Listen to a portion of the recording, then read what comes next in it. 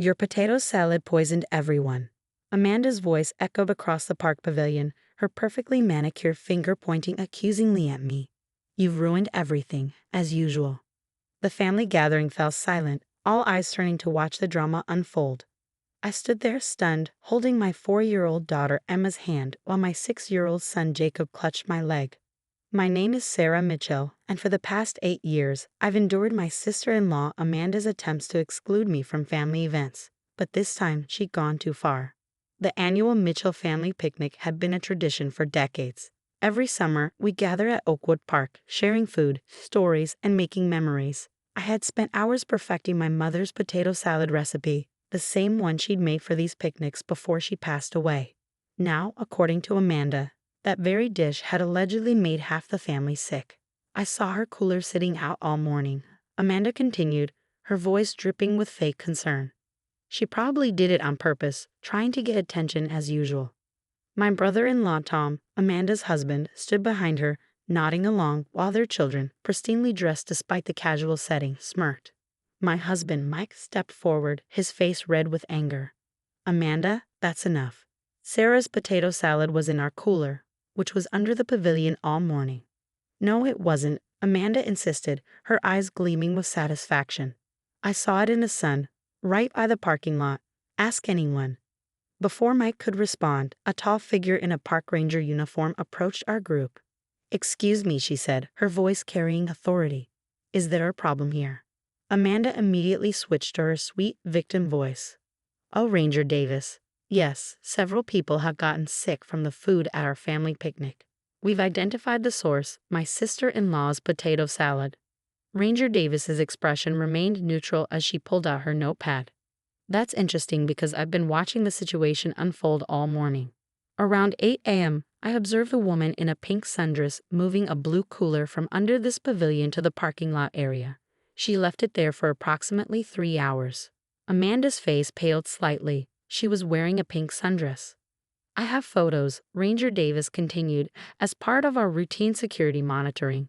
Would you like to see them? The silence that followed was deafening. Several family members turned to stare at Amanda, their expressions shifting from concern to suspicion. I was just trying to make more room under the pavilion, Amanda stammered, but her excuse sounded hollow even to her own ears. My mother-in-law, Martha, who had been sitting quietly until now, stood up shakily. Amanda, tell me you didn't deliberately leave Sarah's food in the sun to spoil. Of course not, Amanda protested, but her voice cracked. I was organizing things, that's all. It's not my fault if her food made people sick. Actually, Ranger Davis interjected. I have time-stamped photos showing the cooler being moved multiple times. Each time it was returned to the shade, someone in a pink dress would move it back into the sun. This occurred 4 separate times. The collective gasp from the family made Amanda take a step back. Her perfect facade was cracking, and for the first time since I'd known her, she seemed at a loss for words. Emma tugged at my hand. Mommy, why did Aunt Amanda want to make your food bad? Her innocent question hung in the air, making the situation even more uncomfortable. I squeezed her hand gently, trying to figure out how to explain adult pettiness to a child. I think, my father-in-law George said slowly, rising from his chair, we need to hear the truth, Amanda. Right now. Amanda's eyes darted around the pavilion, looking for support but finding none. Even Tom had taken a step back from her, his face showing confusion and embarrassment. You don't understand, she finally burst out, her carefully maintained composure shattering. Every year, everyone raves about Sarah's potato salad. Just like Mom's, they say. Nobody makes it quite like Sarah. What about my contributions, my imported cheese platters, my catered desserts? The pettiness of her explanation made several people shake their heads in disbelief. Martha covered her face with her hands, while George's expression hardened. So you deliberately sabotaged Sarah's food, Mike said, his voice tight with anger, and then tried to blame her when people got sick. Do you realize how dangerous that could have been? There are children here, Amanda. Elderly people. What were you thinking? Ranger Davis cleared her throat. Given the intentional nature of this incident and the potential health risks involved, I'll need to file a report. Would anyone who consumed the compromised food please come with me? We'll need statements for our documentation. As several family members followed the ranger, I stood there, processing what had just happened. Years of snide comments, subtle exclusions, and accidental oversights had finally led to this. Amanda actively trying to harm people just to make me look bad. The family picnic was effectively over, but something else was ending too. The power Amanda had held over family gatherings through her manipulation and lies. As people packed up their belongings, many stopped to apologize to me, some sharing their own stories of Amanda's past behavior. Martha approached me last, her eyes wet with tears. "Sarah, I'm so sorry. I should have seen this coming. I should have stopped her behavior years ago." I hugged my mother-in-law, understanding that she too had been manipulated by Amanda's careful facade. "It's not your fault," I assured her. "But things will be different now." As we packed up our car, I watched Amanda and Tom leave the park, their perfect family image now tarnished by the truth. Emma helped me carefully pack away my potato salad container, still half full since no one had actually eaten from it. Amanda's plan had failed before it even started. "Next year," Mike said quietly, squeezing my shoulder, "we'll have the picnic at our house. No more politics, no more drama." I nodded, realizing that sometimes it takes a dramatic event to clear the air and reveal people's true colors. Amanda had finally overplayed her hand, and in doing so, she had lost the very thing she craved most: control over the family's perceptions. The fallout from the picnic incident spread through the family like wildfire. Over the next few weeks, more stories about Amanda's manipulations began to surface as relatives finally felt free to speak up. My phone buzzed with a text from Cousin Beth. "Remember last Christmas when Amanda claimed your kids broke her expensive vase? My daughter saw her knock it over herself and blamed Jacob." Similar revelations kept coming. Aunt Susan admitted that Amanda had told her my family couldn't attend her anniversary party because we had COVID, a complete lie. Uncle Peter revealed that Amanda had convinced him not to hire my catering service for his daughter's graduation, claiming we had given people food poisoning at another event. One evening, while Mike and I were putting the kids to bed, Martha called in tears. "Sarah, I need to tell you something," she said, her voice shaking. "I've been going through old emails, and I found messages from Amanda. She's been intercepting party invitations, changing dates and times before forwarding them to you." I sat down on our bedroom chair, processing this new information. That explains why we always seem to show up at the wrong time or miss events entirely. "There's more," Martha continued. "She's been telling everyone that you deliberately exclude yourself from family gatherings because you think you're better than us." Sarah, I feel horrible for believing her. Mike, seeing my expression, took the phone. "Mom, it's not your fault. Amanda's been manipulating everyone for years." After the call, Mike held me as I finally let myself cry. Not from sadness, but from relief. Years of feeling like an outsider, of wondering why we always seem to miss the mark with family events. It all made sense now. The next morning, while I was helping Emma with her breakfast, our doorbell rang. It was Tom, Amanda's husband, looking uncomfortable in his business suit. "Can we talk?" he asked, shifting from foot to foot. I let him in, curious about what brought him to our house so early. The kids were excited to see their uncle, but I sent them to play in the living room while Tom and I sat at the kitchen table. "Amanda's not doing well," he started, staring into the coffee I'd offered him. "The park ranger's report went to her employer. She's been suspended from her job at the children's hospital. They take food tampering very seriously." "I would hope so," I replied, keeping my voice neutral. "She could have seriously hurt someone." Tom ran his hands through his hair, looking suddenly older. "I knew she was competitive about family stuff, but this, I never thought she'd go this far. Our kids are asking questions I can't answer." I thought about Tom and Amanda's children, only slightly older than mine. They'd always been taught to look down on their cousins, to maintain their mother's illusion of superiority. "The thing is," Tom continued, "Amanda's been ordered to take counseling sessions. The therapist thinks this goes deeper than just family rivalry. She's always been obsessed with being perfect, with controlling everything. When your potato salad became the family favorite after your mother passed away." He trailed off. "It reminded her she couldn't control everything," I finished for him. Tom nodded. "She's asking to apologize to you, but I wanted to check first. Would you be willing to hear her out?" I stirred my coffee, thinking about it. "Tom, I'd appreciate you coming here, but I need time. This isn't just about the picnic. She's been systematically trying to isolate my family for years. I understand, he said, standing up. For what it's worth, I'm sorry. I should have seen it sooner. After Tom left, I found Mike in his home office, already on a call with Martha. They were discussing the upcoming family reunion, traditionally held at Amanda and Tom's house. We need a new location, Martha was saying. Somewhere neutral. Mike caught my eye. What about the lake house? It's big enough for everyone. The lake house had been my mother's. She left it to Mike and me, but we rarely used it for family events because Amanda had always insisted her house was more suitable. That's perfect, Martha said. A fresh start. Over the next few days, as word spread about the new reunion location, relatives began reaching out.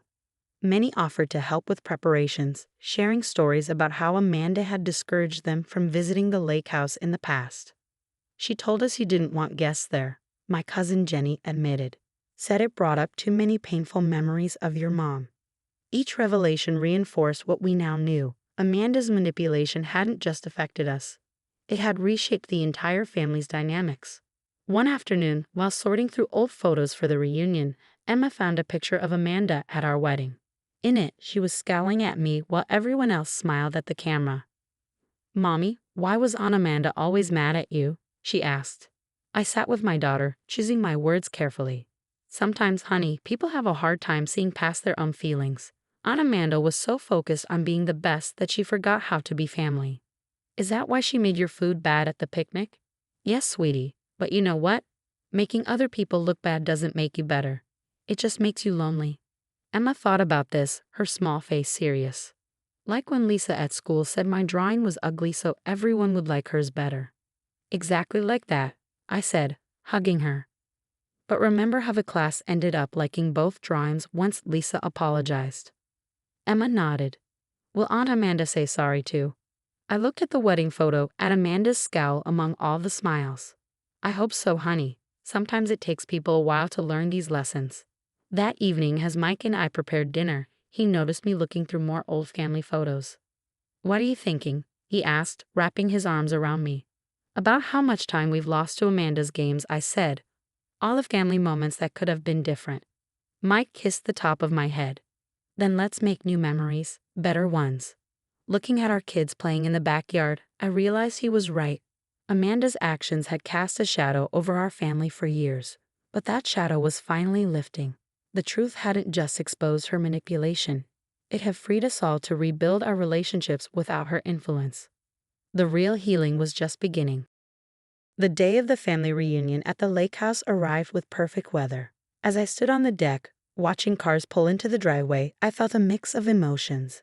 This was the first major family gathering since the picnic incident, and Amanda's presence or absence weighed heavily on everyone's minds. Tom had called earlier in the week to say they would come, but only if I was comfortable with it. Amanda had completed 3 weeks of counseling and wanted to make amends. I agreed, not for her sake, but for the family's healing. Mommy, they're here, Emma called out, pointing to Tom's SUV pulling up. I watched as their car parked, but only Tom and the kids emerged. He caught my eye and shook his head slightly. Amanda had backed out at the last minute. Surprisingly, I felt relieved. The reunion flowed naturally without Amanda's controlling presence. Cousins who hadn't spoken in years chatted freely. Children who had been kept apart played together on the beach. The invisible barrier she had created over the years dissolved in the warm summer air. Martha set up a photo display on one of the tables, family pictures through the years. Looking at them now, Amanda's manipulation was clear in almost every shot, positioning herself at the center, pushing others to the edges, her calculated smiles and orchestrated poses. It's like seeing everything through new eyes, Aunt Susan said, standing beside me. How did we not notice? Because she was careful, I replied. She built her walls slowly, brick by brick. As the afternoon progressed, I overheard Tom's kids talking to Jacob and Emma by the lake. Mom says she's sorry, his daughter Ashley said. She cries a lot now. Dad says she's learning to be better, added her brother, Michael. The children's simple acceptance of the situation struck me. While the adults grappled with years of manipulation and hurt, the kids just wanted their families to be whole again. During dinner, Martha stood up to make an announcement. I want to apologize to everyone, she began, her voice trembling. As the family matriarch, I should have seen what was happening.